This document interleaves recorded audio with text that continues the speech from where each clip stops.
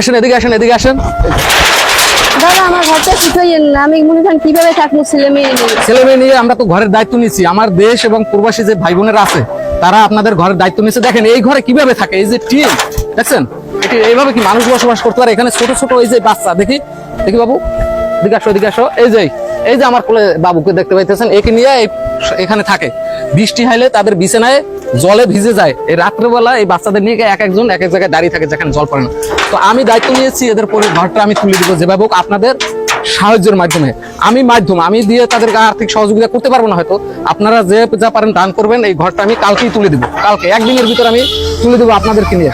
সবাই যে যা পারেন দান করবেন, 10 টাকা 20 টাকা 500 টাকা 1000 টাকা দান করবেন। আমি হাইরে পারে 35 লক্ষ টাকা জোগাড় করতে, তাহলে আমরা 1-2 লক্ষ টাকা কেন পারবো না? নিশ্চয়ই পারবো। আসুন সবাই এগিয়ে আসুন এই পরিবারটির পাশে। দিদি কিছু কান্না করেন না, আপনার ঘর হবে। আমি আজকে কথা দিয়ে গেলাম, এই সবার সামনে আমি কথা দিলাম আপনাদের ঘর নতুন হবে। কান্না করবেন না। আপনার কিছু বলার আছে? আমার বলার আছে একটাই, আমার আপনাদের কাছে সবার কাছে অনুরোধ, আমার ঘরটা উঠাইয়ে দেন। আপনারা যে যা পারেন আমাকে সাহায্য করেন। যে যা পারেন। ঘরের ভিতরে থাকতে পারিনি। কান্না করবেন না, কান্না করবেন না। যখন দায়িত্ব নিয়েছি সকল হিন্দু মুসলমান ভেদাভেদ ভুলে গিয়ে আপনাদের সাহায্য করবে। আমি কথা দিলাম, আমি একদিন পরেই আসতেছি আপনার ঘরের কাজ শুরু করার জন্য। সবাইকে ধন্যবাদ। ভিডিওটা বেশি করে শেয়ার করে দিবেন, কমেন্টে সব ডিটেলস থাকবে।